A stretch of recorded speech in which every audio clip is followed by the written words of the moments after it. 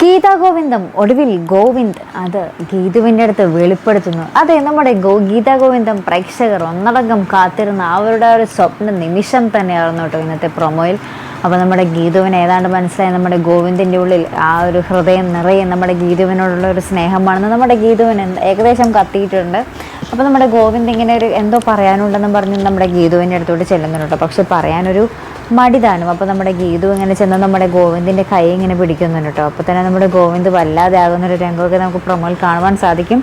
ശേഷം നമ്മുടെ സ്വപ്നങ്ങളൊക്കെ തകിടം മറിക്കുന്നൊരു ഡയലോഗ് തന്നെയായിരുന്നു നമ്മുടെ ഗോവിന്ദിൻ്റെ പറയുന്നത്. വേറൊന്നുമല്ല, നമ്മുടെ എഗ്രിമെൻറ്റ് എന്ന് അവസാനിപ്പിക്കണമെന്ന് നിനക്ക് തീരുമാനിക്കാം എന്നായിട്ട് നമ്മുടെ ഗോവിന്ദ് പറയുന്നത്.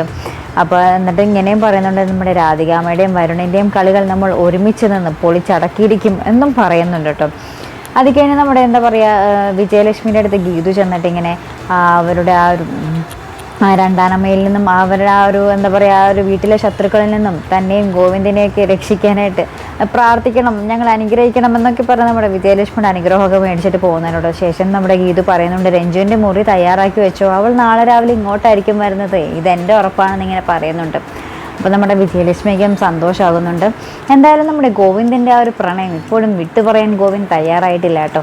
എന്നാലും നമുക്ക് ഈ ഒരു കഴിഞ്ഞ എപ്പിസോഡുകൾ കാണുമ്പോൾ നമുക്ക് മനസ്സിലായിട്ടുണ്ട് ആ ഒരു ഗോവിന്ദിൻ്റെ ഒരു സ്നേഹം, ഗീതുവിനെ കാണാതിരിക്കുമ്പോഴുള്ള ഗോവിന്ദിൻ്റെ ആ ഒരു വിങ്ങൽ, അത് എത്രയും വേഗവും ഗോവിന്ദ് എന്താ പറയുക തുറന്നു പറയുന്ന ഒരു രംഗങ്ങൾ തന്നെയായിരിക്കും നമുക്ക് വരുന്ന എപ്പിസോഡിൽ കാണുവാൻ സാധിക്കുന്നത്.